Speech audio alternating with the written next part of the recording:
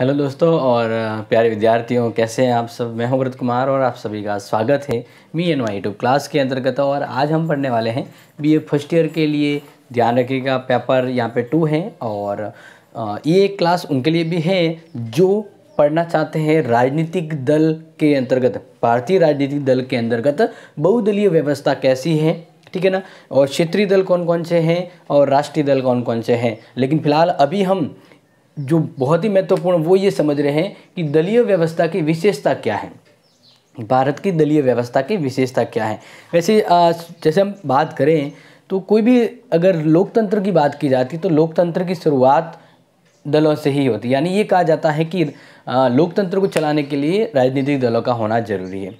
अब ये है कि राजनीतिक दल कितने हो, तो जैसे हम बात करें कि अमेरिका और ऐसे कुछ एक देश हैं, ठीक है ना, तो वहाँ पर क्या है, जैसे अमेरिका है या ब्रिटेन है तो वहाँ पर 2 ही दल हैं। तो कभी एक दल की सत्ता आती है तो कभी दूसरी दल की दे जाते हैं। लेकिन भारत की राजनीति में देखें तो द्विदलीय व्यवस्था ना होकर कैसी व्यवस्था है, बहुदलीय व्यवस्था, यानी 2 से ज़्यादा दल हैं। और इस वजह से कुछ कमियां भी हैं जो भारत की राजनीति और राजनीतिक दलों के अंदर उसकी स्वार्थ लिप्तता की वजह से भी बन जाती हैं। तो जैसे जो हम महत्वपूर्ण बात करते हुए जब आगे बढ़ते हैं तो ये मैंने कुछ पॉइंट लिखे हैं जो शायद आपको नोट करने बहुत ज़रूरी है, क्योंकि इसी पॉइंट को मैं अच्छे से समझाने वाला हूँ। तो जब देश आज़ाद होता है 1946 से लेकर अब जैसे बात करें कि अपन 2019-20 की बात करें तो तब तक की जब व्यवस्थाओं में अगर देखें तो पहले जैसे 1947 के, यानी जो पहला चुनाव हुआ था 1952, तब से लेकर 1967 तक भारत की राजनीति में एक ही दल की प्रधानता रही थी। लेकिन धीरे धीरे फिर बाद में क्या हुआ, व्यवस्थाएं बिखरती गई और 1967, 77 और बात करें 1989 के अंतर्गत भारत में द्विदलीय या एक दलीय व्यवस्था न होकर बहुदलीय व्यवस्था की प्रकृति देखी जाने लगी। और इस तरह से वर्तमान में हम देखें जो वर्तमान की जो लोकसभा है वो 2019 के अंतर्गत जो लोकसभा चुनी गई है जिसका कार्यकाल 2024 तक है, ठीक है ना। और इसको हम कहते हैं ये कौन सी लोकसभा है, 17वीं लोकसभा है। कौन सी है, 17वीं लोकसभा है। और 17वीं लोकसभा में अब हम कह सकते हैं कि एक दल को स्पष्ट बहुमत मिला। ये दल काफ़ी इंपॉर्टेंट रहा, इसने 282 दल और टोटल मिलाकर 303 जो मतलब 282 सीटें प्राप्त की इसने, और टोटल मिलाकर 303 सीटें प्राप्त की है। और ये सरकार रही है बीजेपी के संयुक्त में, ठीक है ना, यानी राष्ट्रीय जनतांत्रिक गठबंधन की बात करें तो ये 17वीं लोकसभा अब ये अभी देखा गया। लेकिन राजनीति में इसके साथ ही काफ़ी समस्याएं हैं जो खड़ी हो जाती हैं। और हम बात करें कि भारत की जो राजनीतिक दल हैं उसमें कुछ कमियां भी हैं, क्योंकि भारत की जो दलीय व्यवस्था है वो बहुदलीय व्यवस्था है और इसकी विकृतियों के दोष है। तो अब बात आती है, पहले पॉइंट से ही हम शुरू करते हैं कि बहुदलीय व्यवस्था कैसे कहें, कैसे हम इसको जैसे अपने एग्जाम के अंतर्गत लिखें। तो जैसे कि मैंने आपको बताया कि ब्रिटेन और अमेरिका की जैसे हम बात करें तो वहाँ पर क्या है कि 2 ही दल हैं, तो इसलिए ज़्यादा राजनीतिक अस्थिरता नहीं होती, यानी स्थायित्व, परमानेंस। जैसे बात कर ले अगर 2 ही दल होते हैं तो कभी एक हारेगा तो एक तो जीतेगा, तो सरकार 5 साल या 2 साल या 4 साल जो भी होता है वो पूरी चलती है। लेकिन जब ज़्यादा दल हो तो किसी भी दल को स्पष्ट बहुमत नहीं मिल पाता है।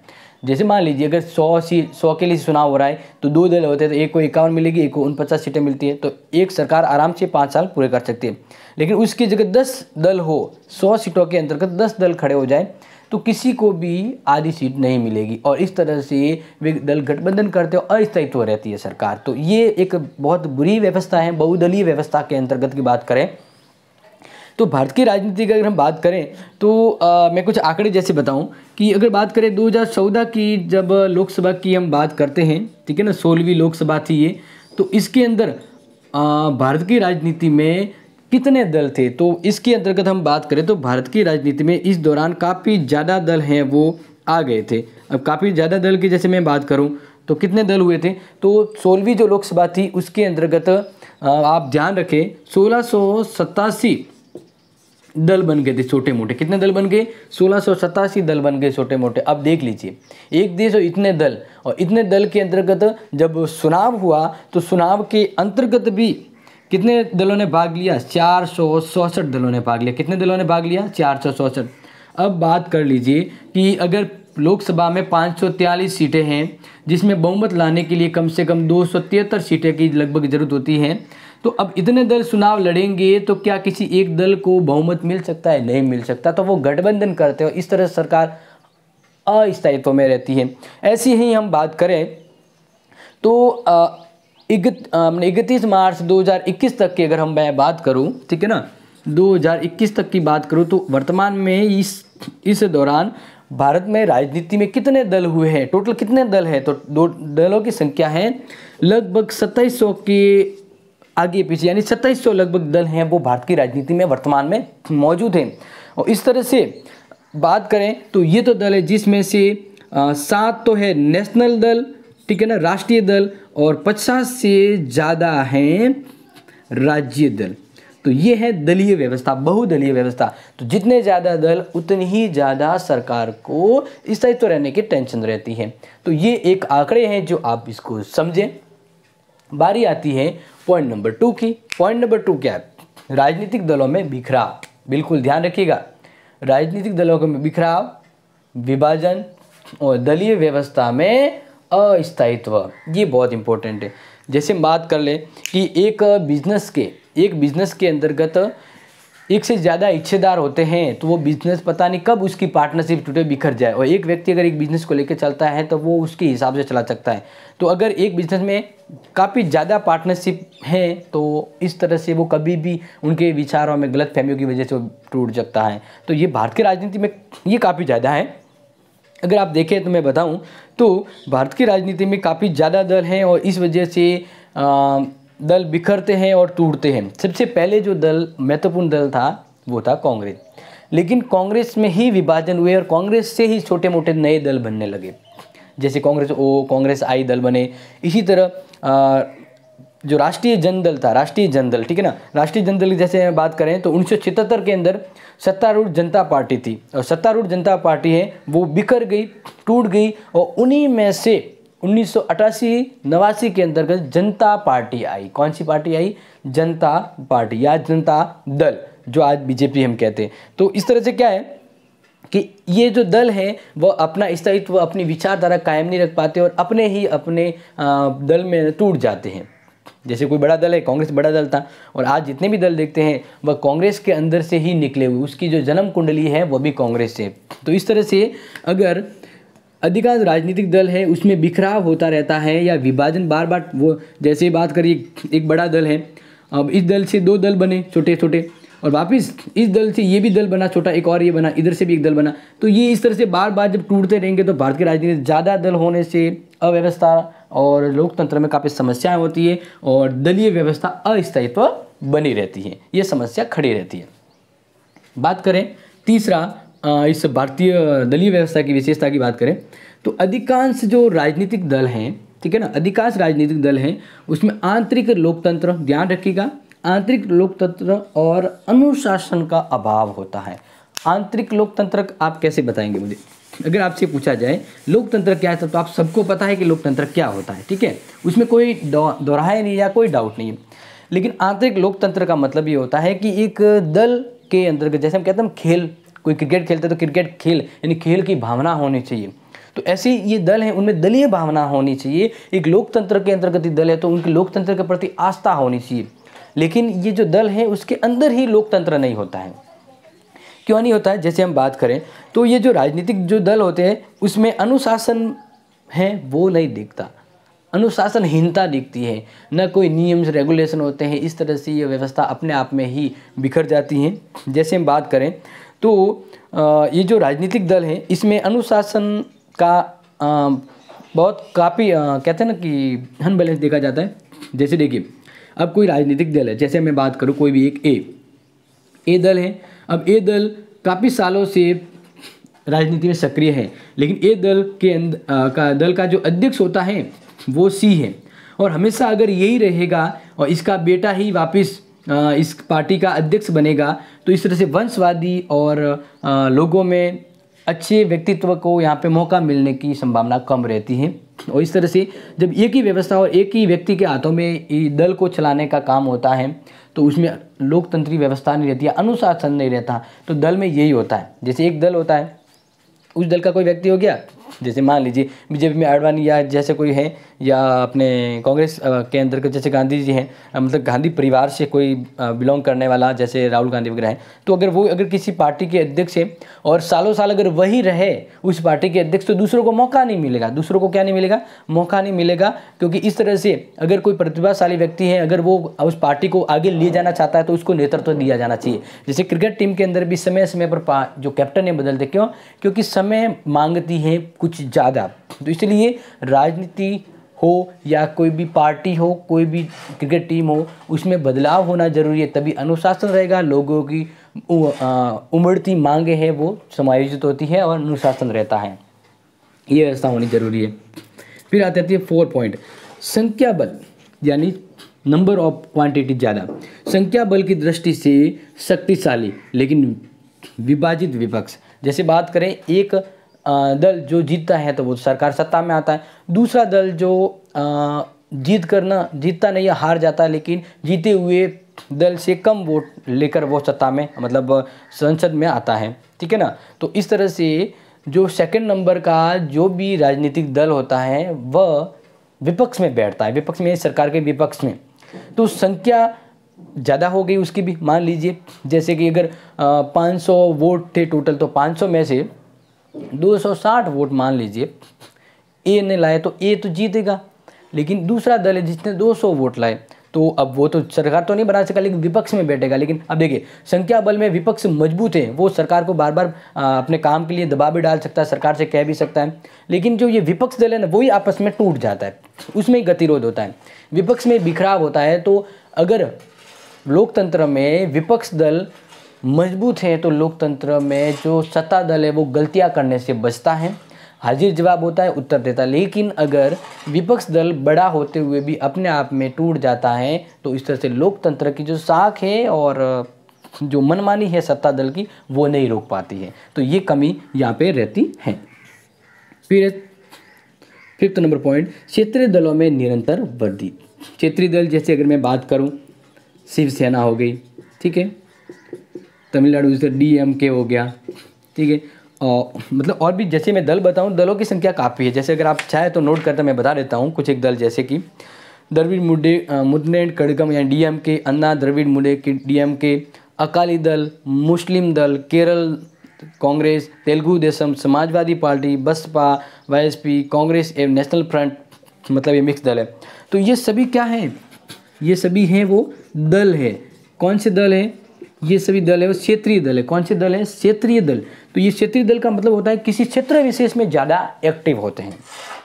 और जैसे मैं नेशनल पार्टी हूँ, तो मुझे चुनाव लड़ना है लोकसभा में, तो मैं जैसे राजस्थान में अगर मुझे जीतना है, तो राजस्थान में जो पार्टी जो शक्तिशाली है ना, क्षेत्रीय दल, मैं उसके साथ अपने संबंध गठजोड़ बना लूँगा। और इस तरह से मैं उसके उन सदस्यों को, क्योंकि वो बड़ी पार्टी वो जीतेगी, तो उसके सदस्य मेरे लोकसभा में काम आ जाएंगे, तो मैं उस पार्टी से जुड़ जाऊँगा।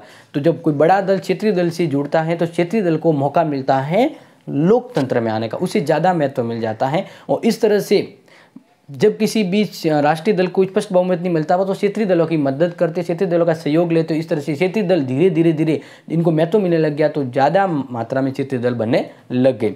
और इस तरह से ये अनावश्यक ज्ञान आते हुए भी भारत की संसद में अपना हक और अप्रत्यक्ष प्रभाव छोड़ जाते हैं। तो ये आप समझ के होंगे, क्षेत्रीय दल है, इस वजह से निरंतर क्या हो रही है? वृद्धि हो रही है, अपने अपने धीरे धीरे क्षेत्र में काफ़ी बढ़ोतरी हो रही है। जैसे मैं कुछ आंकड़े बताऊं, तो लोकसभा के अंतर्गत वर्तमान की अगर बात करें तो 182 के आसपास क्षेत्रीय दल पहुंच गए हैं। यानी क्षेत्रीय दल हैं वे क्षेत्र में जीत पाते, लेकिन राष्ट्रीय दल हैं अपने मतलब के लिए फिर क्षेत्रीय दलों को लोकसभा तक भी इनको पहुँच दिला देते हैं। इस तरह से वर्तमान जैसे मान लीजिए 550 जैसे अगर लोकसभा की सीटें हैं, तो लगभग 200 के आसपास तो क्षेत्रीय दलों के प्रतिनिधि सुन के आ जाते हैं। तो धीरे धीरे क्षेत्रीय दलों का प्रभाव बढ़ रहा है, और क्षेत्रीय दल क्या करते हैं, फिर अपनी मांगों पर ज़्यादा ध्यान देते, राष्ट्र की मांग न कर क्षेत्र दल। इस तरह से थोड़ा अनबैलेंस विकास हो जाता है।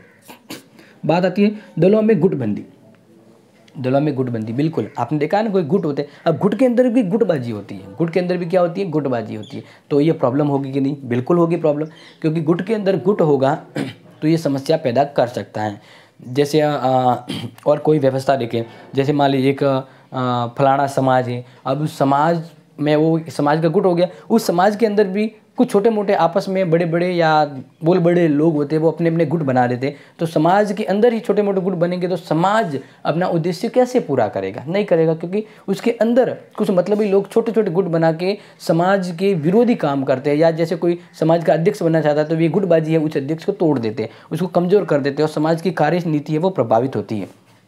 तो ऐसे ही विभिन्न अपने भारतीय राजनीतिक दलों में दलों के अंदर भी गुटबाजी देखी जाती है। जैसे अगर मैं थोड़ा सा एग्जांपल बताऊं तो वर्तमान की जैसे बात करें अपने जो कांग्रेस राजस्थान में कांग्रेस है जो अशोक जी के नेतृत्व में, ठीक है ना, श्रीमान अशोक जी के नेतृत्व में ये सरकार चल रही है। लेकिन इसमें बात करें तो गुटबाजी है, इसके अंदर भी गुटबाजी है। और जैसे कि सचिन पायलट जी हैं, उसका भी इस कांग्रेस में काफ़ी महत्व है। तो गुट के अंदर गुट देखा गया है और इस तरह से ये सरकार है अस्तित्व में कभी कभी बनी रहती है।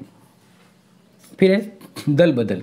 दल बदल यानी दल बदलना। क्या होता है दल बदल? और ये भारत की राजनीति के दलीय व्यवस्था की सबसे खराब व्यवस्था है। क्यों? क्योंकि जैसे मैं हूँ, अगर मैं बीजेपी के साथ, मुझे बीजेपी का टिकट मिल गया और मैं बीजेपी के साथ चुनाव लड़के जीत गया, फिर क्या करता हूँ कि मैं बीजेपी का जीतने के बाद बीजेपी का साथ छोड़ के किसी फलाने पार्टी में चला जाता हूँ। तो इस तरह से मान लीजिए बीजेपी में फिक्स सीटें थी, अगर एक भी निकल जाए तो वो बीजेपी सरकार गिर जाएगी। तो इस तरह से अगर मैं निकल जाऊँ कि बीजेपी से, तो वो बीजेपी सरकार तो गिर जाएगी। इस तरह से वापस चुनाव करवाने पड़ेंगे।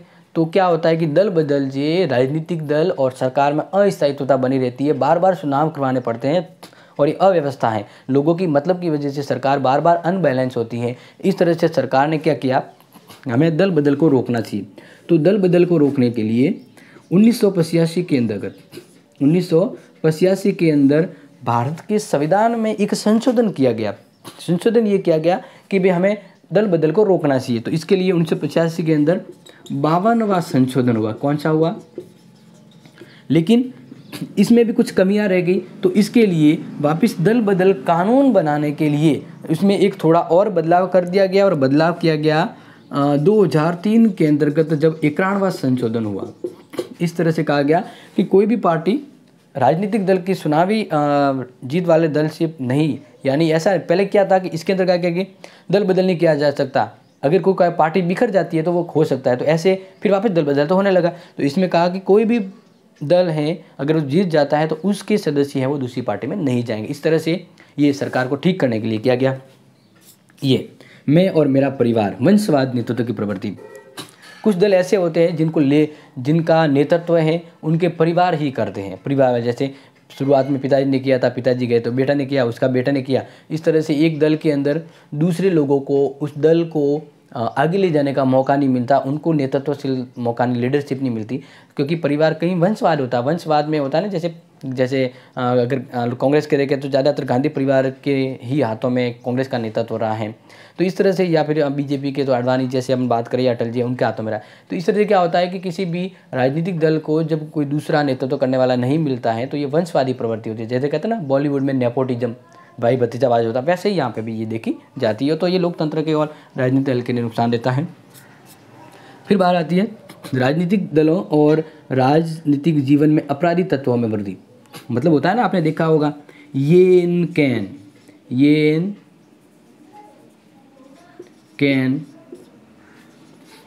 जीतना। कोई भी राजनीतिक दल आते हैं वो क्या करते हैं कि मुझे तो जीतना है, बस कैसे भी करो, भले खड्डा खोद के पैसे निकालो, भले अपने गब्बर सिंह के पास जाके पैसे लेके आ जाऊं। तो इस तरह से क्या होता है, कुछ राजनीतिक दल अपने येन कैन तरीके से, गलत तरीके से भी वे सत्ता में आना चाहते हैं। तो इस तरह से क्या करते हैं, वे अपनी जीत के लिए अपराधी तत्वों से, गुंडों से, दादागिरी वाले लोगों से, या ऐसे लोग जो गलत है समाज में, उन लोगों से पैसे लेकर, उन लोगों की सहायता लेकर राजनीति में चुनाव जीतते हैं। तो फिर क्या होता है, राजनीति है वो दूषित हो जाती है, क्योंकि नेता वापस उनका काम कर देते हैं। और कभी कभी क्या होते हैं कि जब चुनाव होता है ना, तो चुनाव में भी ऐसे लोग जीत जाते हैं जो लगभग बलात्कार है, ये लड़ाई मारपीट झगड़े चोरी चकारी इसके केस में फंसे होते हैं, लेकिन वो भी चुनाव जीत कर नेता बन जाते हैं। तो इस तरह से राजनीति में अपराध है और अपराधी तत्व और अपराधी नेता ज़्यादा से ज़्यादा आ रहे हैं। तो अगर ऐसे लोग अगर राजनीति को चलाएंगे तो क्या राजनीति और भारत की शासन व्यवस्था से चलेगी? क्या नहीं चलेगी। तो इसका जैसे मैं कुछ आपको एग्जांपल भी बता देता हूँ जिससे आपको पता रहे। तो जैसे कि 15वीं जो लोकसभा थी, हम बात करें अपनी 15वीं लोकसभा, थोड़े आंकड़े आपको बता देते हैं। एक जो 15वीं लोकसभा थी, ठीक है ना, 15वीं जो लोकसभा थी, उस लोकसभा में जब चुनाव हुआ तो चुनाव के अंतर्गत लगभग 162 ऐसे लोग आए जो किसी न किसी अपराध में फंसे हुए थे, भले चोरी, झगड़े, मारपीट, बलात्कार, इस तरह से। तो ऐसे लोग, यानी हम बात कर लें कि टोटल 545 सीटों के आसपास चुनाव होता, उसमें से इतने लोग तो हैं वो करप्ट है, धोखेबाज, कैसे भी करके गलत लोग हैं। तो अब वो जब आएंगे तो क्या अच्छा करेंगे? क्या नहीं कर सकते। तो इस तरह से भारत की राजनीति में ये अपराधी तत्व आने से अपराधीकरण हो रहा है। ज़्यादा से ज़्यादा राजनीति में अपराध करेंगे तो अपराधीकरण होगा। बात करें 70वीं लोकसभा जो 2019 के अंतर्गत है, उसमें 186 लोग ऐसे आए जो अपराध से जुड़े हुए। टोटल चुनाव हुआ था 543 का, ठीक है। अब उसमें से 186 लोग यानी 43%, कितनी बात करूं, लगभग 43 है या 34 है, 34% तो ऐसे लोग आए जो क्या हैं, जो अपराधी है। क्या है? अपराधी। जैसे मैं बात करूं यहाँ पे अपराधी, तो ऐसे अपराधी लोग जब राजनीति में आएंगे तो अपराध तो बढ़ेगा ही। राजनीति क्या अच्छी होगी? क्या दूध धुली नहीं हो सकती, क्योंकि राजनीति को चलाने वाले लोग ऐसे आ गए हैं जो चोरी चकारी, धंधे, मारपीट वगैरह हैं। तो वे फिर और ज़्यादा समाज में ऐसी गलतियां हैं तो उसको ठीक नहीं करेंगे, वो और बढ़ाएंगे और अपना काम और ज़्यादा उल्टा खराब करेंगे। तो इस तरह से ये राजनीतिक प्रवृत्तियों में अपराधी तत्व के आने से राजनीतिक दलीय व्यवस्था और ख़राब होती जा रही हैं।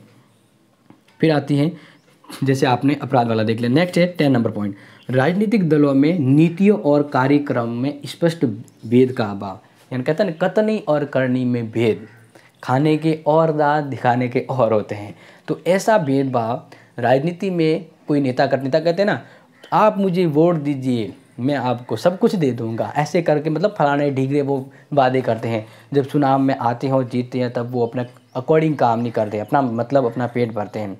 इस तरह से उनके दलीय व्यवस्था में कथनी करने में भेद होता है और एक दल और दूसरे दल के मध्य उनकी विचारधाराओं में भी स्पष्टता का अभाव होता है। कि कोई भी दल होता है एक विशेष विचारधारा को लेकर चलता है। जैसे एक दल है तो अमीरों के कल्याण की बात करेगा, तो एक दल गरीबों के या मजदूरों के दल कल्याण की बात करेगा। लेकिन भारत की राजनीति में जो दल है ना, उसमें स्पष्ट दलीय व्यवस्था का अभाव है। वो क्या करते हैं, अपने चुनाव जीतने के लिए, सरकार आने के लिए, सरकार में बहुमत प्राप्त करने के लिए कुछ ही दूसरे अनैतिक राजनीतिक दल से भी गठबंधन का। जैसे मान लीजिए अगर मैं गरीब हितैषी पार्टी हूँ तो मैं सरकार में आने के लिए कुछ सीटें और मुझे चाहिए गठबंधन की, तो मैं एक मेरे विपक्षी विरोधी विचार वाले को भी मैं मेरे गठबंधन में शामिल कर लेता हूँ, या मेरे इनके विचारों में कोई क्लियरिटी नहीं रहती। तो इस तरह से ये बात ये आती है कि यहाँ पे भारत की राजनीतिक जो दल है उनकी वो क्या नीति है, क्या कार्य, उसमें भी स्पष्टता का अभाव होता है। और यही व्यवस्था भारत की राजनीति के लिए कभी हानिकारक भी होती है। तो ये व्यवस्था आज हमने पढ़ी कि भारत की राजनीति में जो राजनीतिक दल हैं उन दल की क्या विशेषता है और क्या दोष हैं जो ज़्यादातर हैं, ये आपको समझ में आ गया होगा। काफ़ी अच्छे से डिटेल से मैंने आपको इस पॉइंट को समझाया है। आप पॉइंट तो देखो लिखिए, और जो समझा रहा हूँ ना तो साथ में आप कॉपी पेन रखिए ताकि जो भी मैं इंपॉर्टेंट बताऊँ वो आप नोट कर सकें। तो आज की क्लास कैसी रही ये भी बता दीजिएगा, और कुछ डाउट है तो वो भी शेयर कर दीजिएगा, और वीडियो को आगे भी शेयर करें, क्योंकि आगे नेक्स्ट हम देखेंगे भारत में वर्तमान में कौन कौन से राष्ट्रीय दल हैं, कौन कौन से क्षेत्रीय दल है, किस दल की क्या भूमिका है, क्योंकि किसी एक क्षेत्र के बारे में प्रश्न आपको पूछा जाएगा, एक दल के बारे में। तो मिलेंगे दोबारा इसी तरह की महत्वपूर्ण क्लास के लिए, तब तक के लिए आप सभी का धन्यवाद।